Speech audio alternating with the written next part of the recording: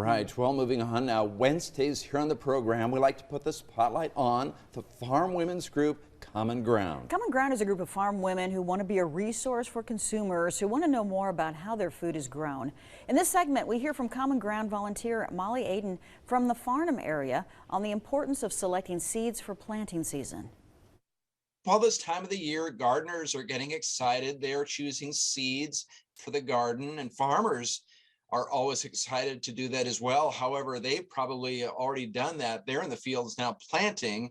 Joining me now is Molly Aden with Common Ground from Farnham. And Molly, it's good to see you today. Good to see you, John. I'm excited to talk about seed selection and kind of how it relates to growers at home. So one of those important things that growers look at is maturity dates. You know, how long does a seed take from seed to fruit? So typically in Nebraska, our corn maturity is anywhere from 100 days to 114 to maybe even 16 days.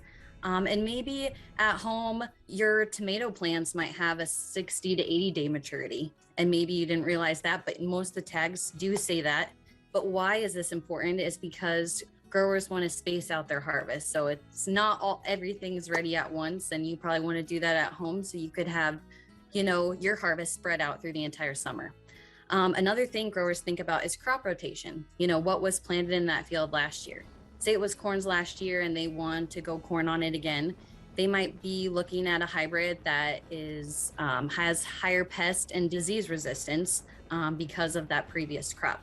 Another thing they might think about is, what are their soils like in that field? Is it sandy? Is it pretty clay? What's the pH? In your garden, there might be certain vegetables or flowers that handle your pH better. Another thing that they're going to think about is what kind of irrigation do they have in that field? Is it dry land? Out here, we get quite a bit of less rain than maybe the eastern part of the state. So we might even be planting a different hybrid on our dry land that can handle it better. Another thing we could think about is those plants in your garden that handle cold tolerance a little bit better. So, you have your spring crop, maybe your radishes, people plant their potatoes a little bit earlier. There's also actually corn hybrids that do handle cold a little bit better. So maybe growers have that selected so those can be like their first corn seeds that get in the ground.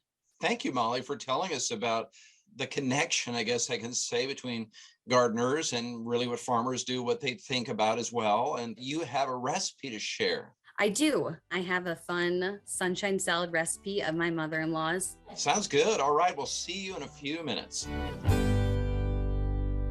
Wow, that looks so good, so wholesome, and it does bring some sunshine today. Yeah, when you look at it, it does brighten your day a little makes you bit. smile. Yeah.